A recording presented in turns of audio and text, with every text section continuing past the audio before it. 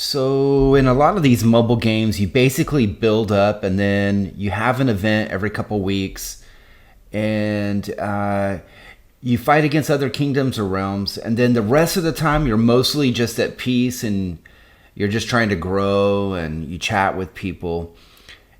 But that doesn't happen in War and Order. In War and Order, the emphasis is more on war and less on farming and building up for some event, because events go on every single day. Hey guys, this is Heretic, and in this video I'm going to go over the attitude you need to be successful in War and Order. Stay tuned in this video and there will be an opportunity for you to win a free gift code, and then this one's really a good one. As always, take a minute to hit that like button, subscribe if you haven't already, and most importantly, share the channel and video with your friends. All right, let's go ahead and get started. This a threat to get heretic, boy, your time's up. Destroy and test them, learn your lesson for your mind bust. When you the best, you never fret, just watch them burn. Gotta learn how to move and how to step just... First, I realized that every realm is a little bit different. And realms that have been around for years are going to be much different than realms that have just been around for maybe less than a year. With that said, what I've seen in my experience is that war is pretty constant if you're on a good realm. Yes, there'll be some alliances that want to be friendly with everybody, and maybe for a while, that works out. But these really, to be honest, those are the really boring alliances. And they don't do very well in the long run because their players don't really get used to protecting their troops. They're not very good in team attacks. They just don't have a lot of practice with the things that you need, like the mechanics of the game. The better players, not just the spenders, right? I'm not even talking about spenders. The better players who actually know the mechanics of the game,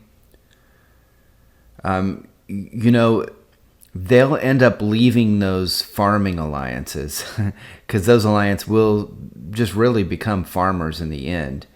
And they'll end up being alliances where the vast majority of people just stop spending completely. You need some balance in an alliance. And you shouldn't be playing War and Order just to chat with people. That's a part of it, right? Team building is a part of it. But not the, like being super casual. I played other games where, you just build up and every once in a while you fight and you chat most of the time as just kind of get on and chat and stuff. The games get really, really boring because you run out of things to do. This is an investment. The majority of people, like the average person, spends about $200 to $300 a month. So that's the average person. That's quite an investment over time. Even just that average amount adds up. So if you're going to be spending anything, you want to actually play the game and have fun and not just sit around and chat and just log in for the heck of it. You'll burn out. It won't be fun after a while. In War and Order, especially when people get the SOS skill that you get at Lord level 35. Here, and I'll show it. Right here, Battle SOS. Once people start getting that, they're going to start using it, right? They're going to want to use it at least because it gives you a free attack every 24 hours. And basically you can attack and you don't take any losses. You can get wounded, but you can hit other people and you can kill their troops. You get this, and then later on you'll get Slaughter, and Slaughter actually kills troops completely. The ones that would have been wounded normally. When people get this, man, they're gonna want to use it as much as they can. Alliances, from the very beginning of the game, the good alliances will start doing speed attacks, time attacks as a large group, and they'll attack their enemies. You may have, some allied or unioned alliances, but for the most part, it's everybody against everybody. You'll see that whenever you have your crown events, which happen every week.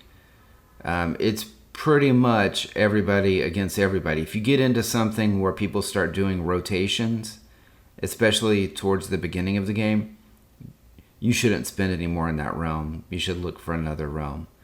It's going to get really boring over time. I could see later on where you need that to be able to compete with other big realms, where you might want to do that. But really, from what I've seen, the piece before events and all of that is just, it's a waste. I mean, it's a waste. The spenders who are going to end up getting the most of the points in those like Void and Frenzy aren't really worried too much about taking some losses and, recouping before the events. And another weird like mentality in this game is, in other games, like, you kill more for resources so that you can grow your castle. What I've noticed here is the majority of people aren't killing for resources. They're actually killing for kills because they want their kill counts to go up. So that becomes a really big deal. I'll show you, what I'm talking about, like the Lord Kill rankings. They really want to be high in this ranking. All right. So when you play this game, if you want to survive, you're not going to have the mentality of, I'm not going to shield, or I can just be casual and log in when I want and just do the ruins every day, or just log in for events. You're not going to last that way. You're either going to have to spend a lot of money on shields to keep your troops alive, or you're going to be smart and you're going to hide your troops, right? And this goes for everybody. You have to be pretty darn good at hiding your troops. And see, that's what I'm doing right now, so that you're not way over your hospital cap, because even right now, I'm a little bit over my hospital cap. And if I got hit, I might lose a little bit. But I'm watching. But it's pretty close. I wouldn't lose much if I got hit right now. And I'm preparing to actually use my SOS against another alliance. But a lot of people they'll just forget to log in, and they'll come back after a couple days and they'll be really sad because now they have all their troops in the sanctuary, which is over here, and a percentage of them just completely dead, and they're going to have to rebuild them. And that's tough. If you're always rebuilding, you'll burn out of the game. So you have to have the mentality of, when I log off, no matter how big I am, no one's too big. Believe me, no one is too big to be zeroed. It's happened to me. It's happened to other people in my alliance. It'll happen to anyone in our realm. It doesn't matter how powerful they think they are. Enough people will get online and we will speed hit, and that person will be zeroed. So don't think because you're ahead in stats or castle level or something that you're immune to being zeroed, because you're not. You don't really have a lot of leeway. So I stay shielded most of the time, or I have my troops hidden. And that's just out of practicality. And when I do it, I hide my worst troops and I keep my best troops in there, because they'll go to the hospital, but they'll do damage to the people that are hitting me.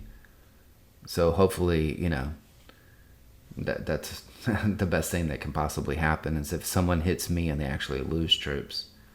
But, you need to have the mentality of, checking in and kind of knowing what's coming in events, because there's always stuff coming up that you're going to want to participate in. Fortress War. Elite War is over here. You're going to want to be ready for those. You're going to want to be ready for Elite Adventures. You're going to want to push through with your friends in your alliance for that. You have the Strongest Lord event that culminates in either the Frenzy or the Void. later on. Early on, it's the kill event, right? Same kind of thing. Later on, that event switches to where you're actually fighting against other realms and not just internal. You have crown every single week, and the time rotates. So you have to be ready for that. You have a ton of events that come up. You have Savage Lands that just shows up. It like shows up here and you're unblocking soon. And then before you know it, it happens 3 times over 24 hours. And it's a really important event, and it's really good, and it's PvP based. There's a lot going on in this game. You can't really let your guard down. If you're going to be away for a few days, you need to hide your troops. You need to, or have a 3-day shield. Thank goodness in War and Order, you're not limited to anything, 24 hours or less. There's actually a 3-day shield. That makes it much easier. It's 2,400 gold, but gems. It's 2,400 gems, but that's a lot better than having to rebuild all of your troops, believe me. All right, so I hope this helps. The mentality, the attitude you need to have to be successful in this game. Play the game. Whatever you do, play the game and enjoy what the game is about. Learn the mechanics, and then get out there and fight and have fun. Rob people's farms. Attack your enemies. Don't just sit around and be passive. All right, take care.